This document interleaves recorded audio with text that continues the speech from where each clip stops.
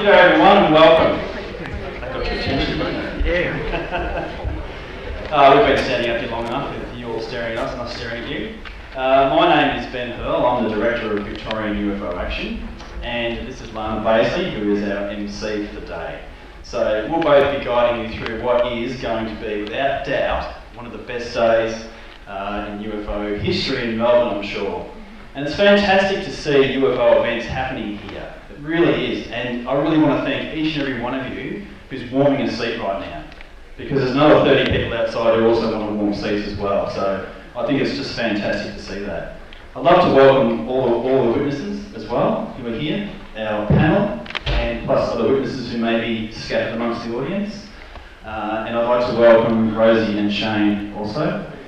And the VUFOA team who have done a great job in getting this set up. So there's one thing I want to talk about first of all, and that's a particular date. 6th of April, 1966. Oh. There's a lot of sixes in that date. Yeah. Where were you on the 6th of April, 1966? I wasn't born. So I missed out on all the fun. Yep. And I really rue that fact that I was not even nowhere near a twinkle in the dad's eye at that particular point in time. I wish I could say that. So that date is a very important date, and it's not just because it's the Westall date. It's actually smack in the middle of one of Victoria's best UFO flaps that ever occurred. Two key flaps in our history, and that was 1966, with these guys that are front row seat for, and 1978. There have been two times when UFOs have really been around. So I just want to contextualise for you a little bit without singing the microphone too much. That on this particular day, 2nd of April 1966, it all began. And what happened on that day was a young man was at his parents' house taking photographs of the garden for the renovation that they were doing. And above his house appeared a silver disc. Wow, silver disc above his house. He took a photo of that disc, and that appeared in the Herald Sun. That really kicked off what was to be a really, truly strange time in Victoria. Then 2 days later, on the 4th of April 1966, a lovely man called Ron Sullivan was driving in central Victoria from his home in Maryborough up to Witchyproof. And he had a strange encounter as well. 2 days after the photo was taken, he encountered a brilliantly lit object that bent the headlights of his car off the road. Wow. 2 days after that, on the 6th of April, well, you guys got a great big shock when in the mid-morning something appeared in the skies. So, what was happening at that time? These stories are true stories that are from Victoria's UFO history. And the state has a truly rich UFO history. So where do UFOs appear? They appear everywhere. And I'm not saying that like a nutter with a tinfoil hat. If you study the record, you study the history, you'll see that UFOs have appeared literally everywhere. And people like myself and other people in this room, we know this because we've read through all the old newspaper clippings and we've done all that work. And other people, not just me, but other people in the past have as well. So just know that your home state, Victoria, Melbourne, East Gippsland, Bendigo, everywhere has got a really rich UFO history. And I fully encourage every person in this room warming a seat to delve into Victoria's UFO history because it absolutely is fantastic. So, Westall, why is it relevant now? I think it's as relevant now, 50 years after the fact, as it was when it actually occurred. Imagine if it occurred today. Imagine it. Imagine if you could take these teenagers from 1966 and transplant them into the year 2017 with their iPads and their mobile phones and their Gen whatever it is attitudes and all that sort of stuff. Imagine it now if it occurred today. There'd be hundreds of photographs of those objects out there. The authorities could not possibly contain that in this day and age. So, and I can see no reason why this cannot occur again. I can see no reason for it. You know, these objects have appeared in our skies with apparent impunity. They've hovered over a school, for crying out loud. Where were they? Where did they come from? Who or what, if anything, was piloting them? These are important questions. Why? And then back in 1966, everybody had that, yes sir, no worries sir, authorities, rules sir, we'll be quiet sir, all that sort of stuff, because that was the era, that was the time. Now I reckon if the government authorities come to you, it'd be very hard to keep people quieter in this day and age. The social networks are a lot broader now. So this is relevant now. It's not some old 50-year UFO case that you know we shouldn't be interested in, because it is. It's as relevant now as it was back then. So, and the story itself is that I think it's an enchanting story myself. I really do. When you think that you've got something unusual, something strange, something not part of our everyday world has come and interacted with, what could be any one of us in suburban Melbourne on an ordinary day.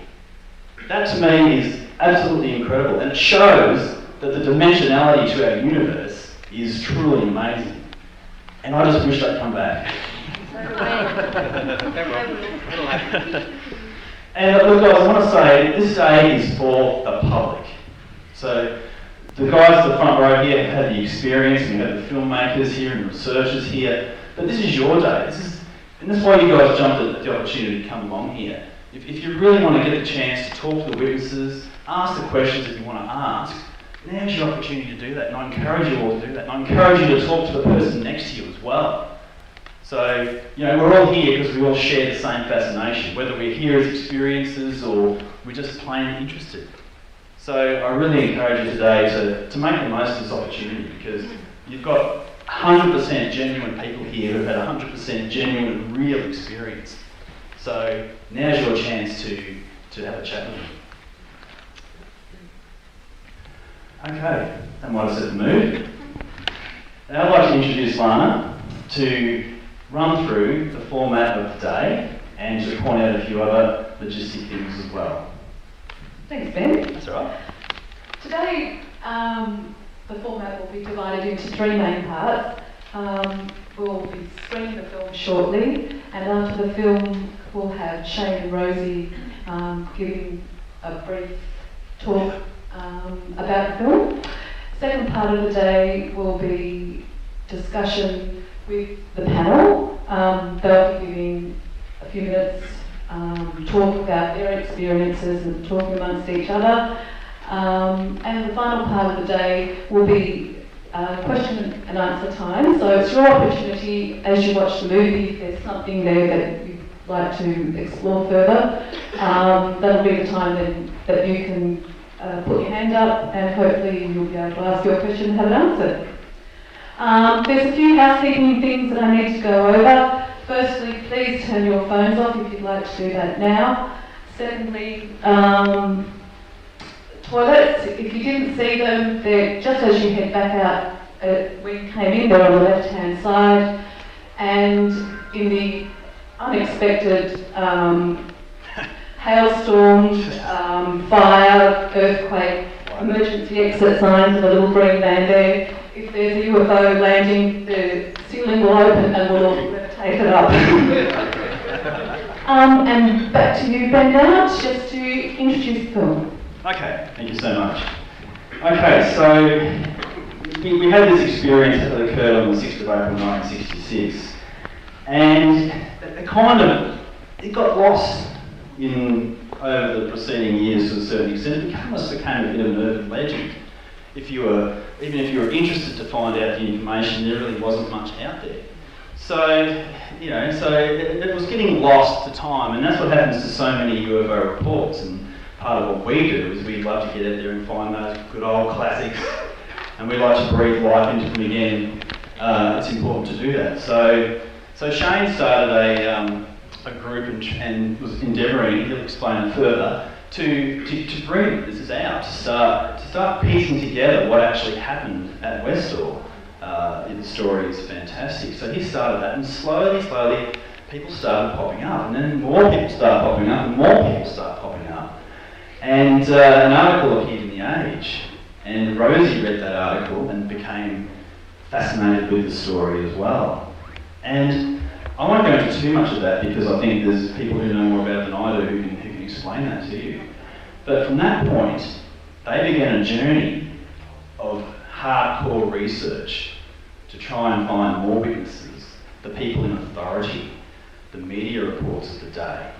They worked tirelessly over a long period of time to bring all of that out. You cannot, UFO investigation is not glamorous, it's not the X-Files.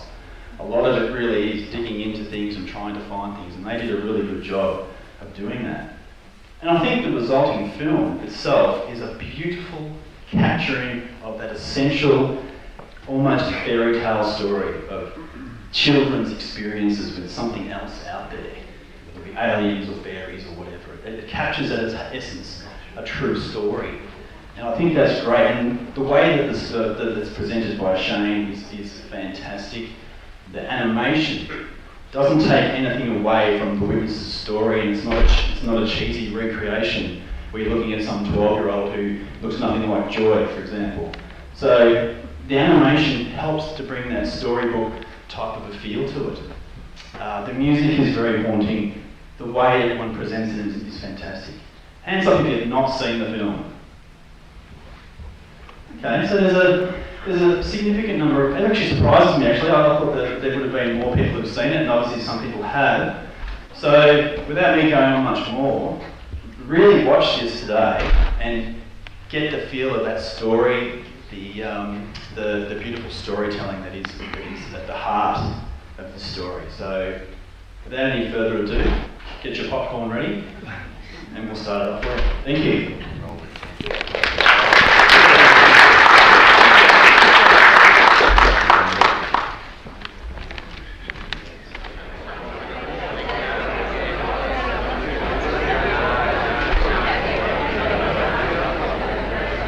Welcome back, everybody. Isn't public speaking fun? No. I know you're surprised, but I haven't done this before. Turns a normal person to a dithering idiot. I was given all sorts of advice, and they should people naked, but... Okay, did you all enjoy the movie? Yes. Fantastic. Just a few moments. Rosie and Shane will come to the stage. Rosie Jones is the director, editor, and researcher for the movie, and Shane is the presenter and researcher for the movie. We can go way up.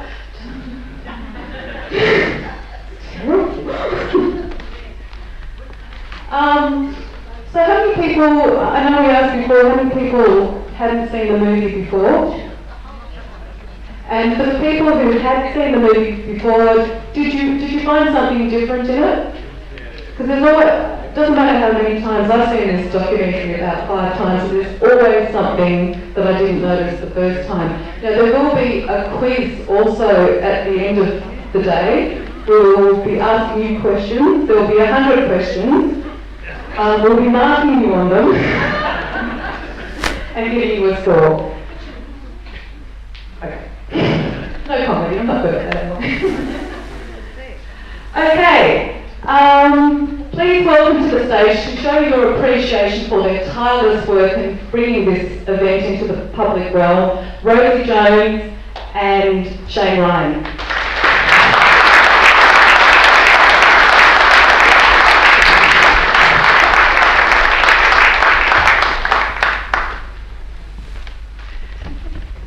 Thank you, Shane. Thank you, Rosie. Shane, would you like to come up to the podium? Thank you. Please give Shane a round of applause. Thank you very much, everybody. And what a great crowd we have here today. I'd like to start with a quotation from a Melbourne academic who has an ongoing interest in the Westall story.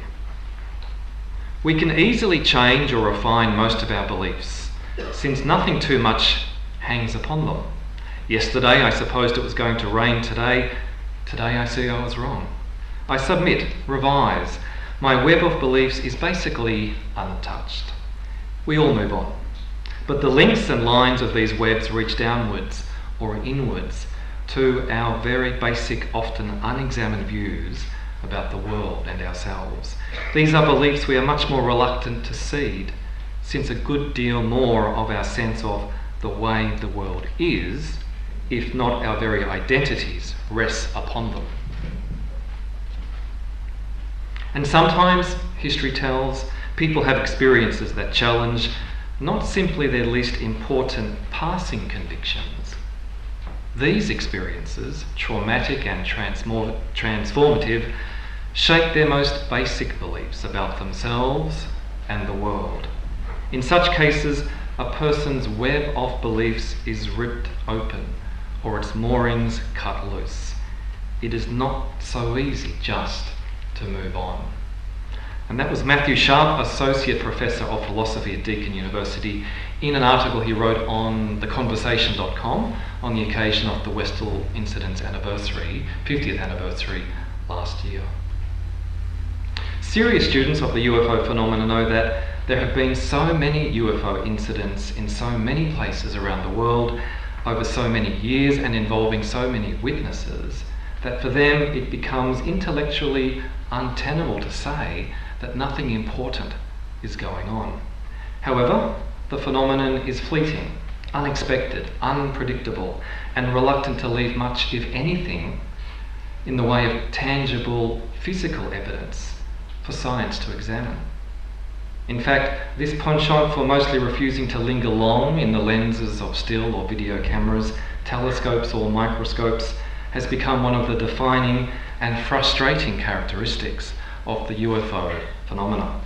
It's what provides debunkers of the phenomena with their ammunition, even if they are mostly shooting with blanks, for as long as they approach even the most genuinely intriguing cases with a skepticism that seems more akin to religious fervour than scientific inquiry. In contrast are the serious, well-informed and open-minded UFO researchers who approach the subject from whatever perspectives best reflect their personalities, qualifications and backgrounds, be they scientific, technological, philosophical, historical, even theological. For the latter group, the best of the UFO researchers who do not have any barrows to push and who know their limits and the importance both of an open but informed mind and of a healthy skepticism, the consensus seems to be that the UFO phenomenon presents a very real challenge with the potential for the most serious of implications at so many levels of society, but which remains an as yet unsolved mystery. As with so many things in life, how one views the UFO mystery, and even if one considers it to be so, comes down to one's basic view of the world. One thing that might have a major influence on that, of course, is if one actually encounters a UFO, or several hundred people who have. Seeing, sometimes listening even, is believing. And that's precisely what happened at Westall, in the then far eastern suburbs of Melbourne, when one or more flying saucers appeared literally out of the blue over two schools in plain view of some 300 people at around 10:15 in the morning. 300 people who were going about their regular routine as school students and teachers, local workers and residents, when the ordinary calm of that cool, still autumn morning was shattered by the silent presence of the incongruous in the skies above and on the grounds adjacent to the Westall schools. Followed then by the torrent of excitement and activity as witnesses and the school and government authorities reacted to that mysterious intrusion into their day. Whoever wanted the Westall story to stay in Westall, and for whatever reason, pretty much got their way. After appearing on the Channel 9 TV news in Melbourne that night, and in a brief article in the Age newspaper, Melbourne's respected broadsheet newspaper, but not oddly in the tabloids, and then two front page articles in the Dandenong Journal local newspaper, the story went firmly under the rug. And there it stayed for mostly 40 years until I began my research into the case and after making contact with around 200 witnesses, generated new interest in the incident and the experiences of the hundreds of people who were there, literally hundreds of people. This led to Rosie's documentary, Westall 66, a suburban UFO mystery, which was broadcast on TV in Australia in 2010 and at several film festivals in Australia, Germany, Greece and the USA. If you haven't done so already, may I recommend that you read the 2 Westall 66 study guides which accompany this film and the Westall 66 video book with 30 minutes of previously unseen footage, all available at the Westall 66 website. In 2013, 2 important Westall incident-related events also occurred. In September, Westall Secondary College celebrated its 50th anniversary, and now, as a school community, it has firmly embraced the flying saucer incident as part of its history. The school invited me and Rosie to attend the reunion and to staff a stall where people could learn more about the incident and the documentary, and where witnesses new and old could come and talk with us. In addition to the many witnesses that we had already met and who came to speak with us, some 10 new witnesses came and shared their memories of what had happened.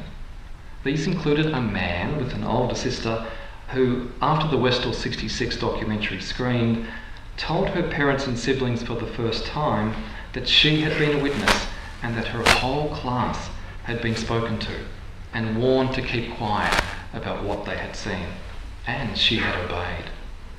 Another man recalled raising the story of the incident in class at Westall High 5 years later, and this resulted in the deputy headmaster and another senior teacher coming to the classroom, hauling him down to the deputy's office and grilling him on why he was asking questions about the incident.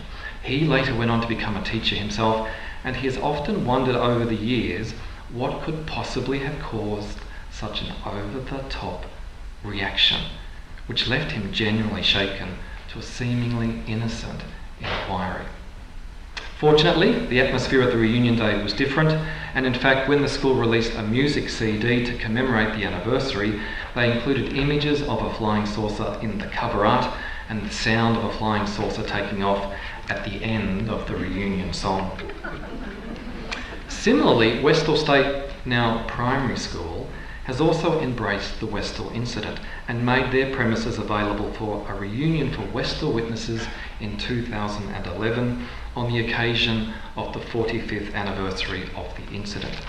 The primary school marked its 50th anniversary that year as well, and also had a display on the flying saucer incident and invited me to write an article about it for inclusion in their anniversary booklet, and that's now available at the primary school's website. And lastly, the icing on the cake. In 2011, I wrote to the Kingston City Council, the local government area which includes Westall, recommending that some commemoration of the Westall incident be placed at the Grange Reserve, at the location of the landing, perhaps in the form of an artwork or signage. Earlier, the City of Kingston had supported my research by publishing an article I had written on their historical website. It's a good overview of the Westall story, and I recommend it to you. After considering my request, the council agreed and then exceeded all expectations when they decided to completely redevelop the playground there into Australia's first UFO-themed playground, incorporating interpretive signage that would tell the story of the Westall incident, using primary sources from the time and the accounts of some of the witnesses. The centrepiece of the playground is a flying saucer, lit at night, which was built to reflect the descriptions given at the time. For me, as a researcher, it was the culmination of 8 years of work always focused on bringing this flying saucer mystery story to light, and on providing recognition for the people who were there, so that one day we could find answers for them about what they saw and why they were never told to speak about it. Before concluding, I would like you all to imagine now that you are all back at the Grange. And I will share with you what I said there at the playground's opening. I sometimes wonder how many people passing under or by that sign at the entrance over there which says the Grange know that Grange refers to a farmhouse or country home, and that indeed such a thing existed here for a very long time. But that was, of course, a time long before high tension power lines and soccer grounds with light towers and suburban houses with double garages. And yet it did exist, as did the very lives of the people who were there and on the other farms nearby. What has become of their memories and of those before them, I often wonder. In a similar way, more recently, but still 51 years ago now, on a cool and sunny autumn day here in this very Grange, surrounded by trees of pine and gum and heath and fields brimming with blackberries and vegetables and fruit and paddocks of tussocky grass. Some more memories of something quite unexpected, were created in the lives of hundreds of people who came to be working and living and studying in this place known as Westall and Clayton South. 12 years ago, in 2005, in faraway Canberra, I asked myself, were those memories real? And if so, what did they actually consist of? And what had become of them? As my contact with the people who saw the flying saucer and all the evidence it left behind grew from 1 to 10 to 100 to the current 200 plus I have been in contact with, I learned that the memories were very real indeed, that the memories were of an object aptly described by that evocative phrase from another time, flying saucer, and that the memories had certainly survived, but in most cases had been hidden away out of fear of ridicule or of disbelief or of damage to a reputation, or in some cases because of fear itself. Today, in this place, the Grange, with its many layers of history, the memories of this particular and most unusual historical event, and the people who were part of it, are finally given the recognition they deserve. Truth will always prosper, but in its own strange time, perhaps.